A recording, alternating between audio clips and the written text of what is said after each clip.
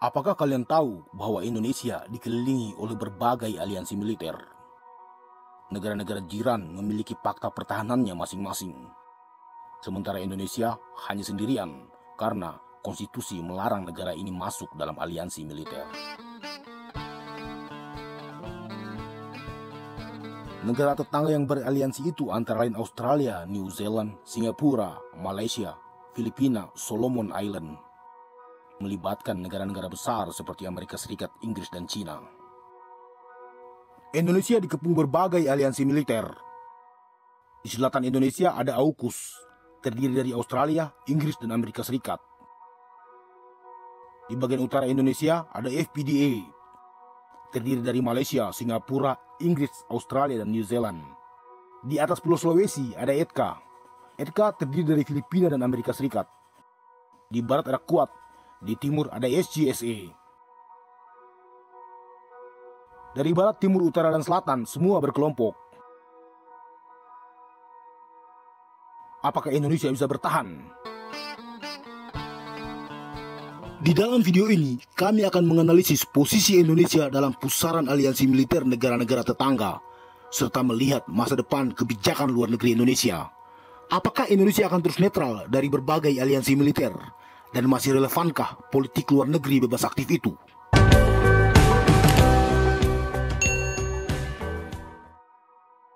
AUKUS sebenarnya ditujukan untuk mencegah hegemoni Cina. Namun, pangkalan militer AUKUS itu sangat dekat dengan Papua. Jelas itu sangat berbahaya bagi kepentingan Indonesia. Apalagi Australia sering buat ulah dan menimbulkan ketegangan diplomatik. Hubungan Indonesia-Australia tidak selalu berjalan mulus. Ada kecurigaan Australia mendukung secara diam-diam gerakan separatis di Papua.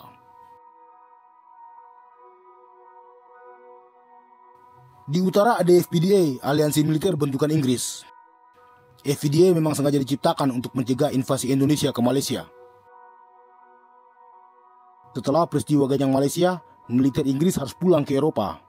Kepergian Inggris membuat Malaysia dan Singapura khawatir. Mereka takut bila Indonesia akan kembali menyerang Malaysia dan Singapura. Makanya FPDA dibentuk. Kemudian EDKA, aliansi ini juga untuk membendung agresivitas Cina. Dan Filipina belum jadi ancaman kepentingan Indonesia di kawasan. Tapi di situ ada Amerika, bukan teman baik, bahkan cenderung tidak bisa dipercaya. Di sebelah timur, Solomon Island membuat fakta pertahanan dengan Cina. Dua negara ini juga bukan teman yang bisa dipercaya, termasuk Cina. Klaim Cina di Laut Natuna bertabrakan dengan klaim Indonesia. Selagi sengketa teritorial itu belum selesai, maka negara ini harus dipersepsikan sebagai ancaman. Sementara Solomon jelas bersikap memusuhi Indonesia terkait kritikannya soal Papua di PBB. Tindakan itu mengancam kedaulatan Indonesia, makanya aliansi ini juga bukan sekutu Indonesia. Lalu, siapa teman Indonesia? Dalam pergaulan antar negara tak ada teman sejati. Semua negara mengejar kepentingan nasionalnya masing-masing. Kita berteman saat kepentingan kita sama, dan kita akan berselisih saat kepentingan kita berseberangan. Begitupun aliansi militer, hakikatnya adalah koalisi longgar berisi negara-negara yang memiliki kepentingannya masing-masing. Namun aliansi-aliansi ini biasanya memiliki klausul perjanjian untuk saling membantu jika ada serangan dari luar. Misal Indonesia ada konfrontasi militer dengan Australia, maka FPDA termasuk Malaysia dan Singapura akan membantu Australia. Begitupun jika Indonesia terlibat clash militer dengan Malaysia atau Singapura, maka FPDA akan membantu Malaysia. Fungsi aliansi militer biasanya untuk mencegah ancaman yang lebih besar. Indonesia menerapkan politik luar negeri bebas aktif sebagai acuan dalam pergaulan dunia.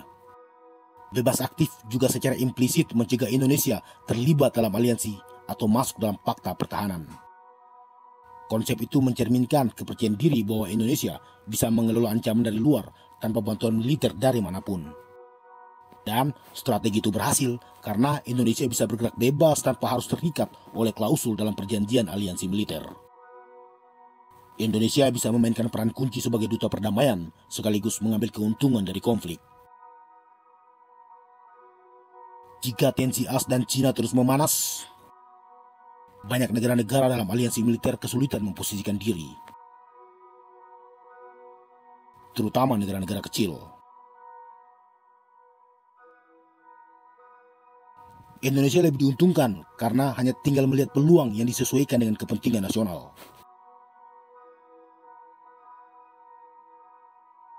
Apalagi sebagai negara besar, pihak-pihak yang berkonflik membutuhkan dukungan Indonesia. Indonesia tetap mempertahankan kebijakan luar negeri bebas aktif dengan sedikit penyesuaian. Seperti main catur. Jika Cina berulah di Natuna, maka Indonesia geser sedikit ke Amerika.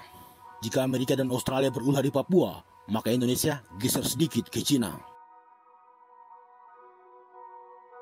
Begitulah strategi Indonesia mengelola konflik.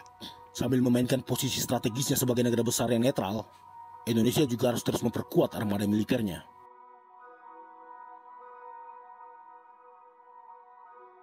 Begitu menurut kami.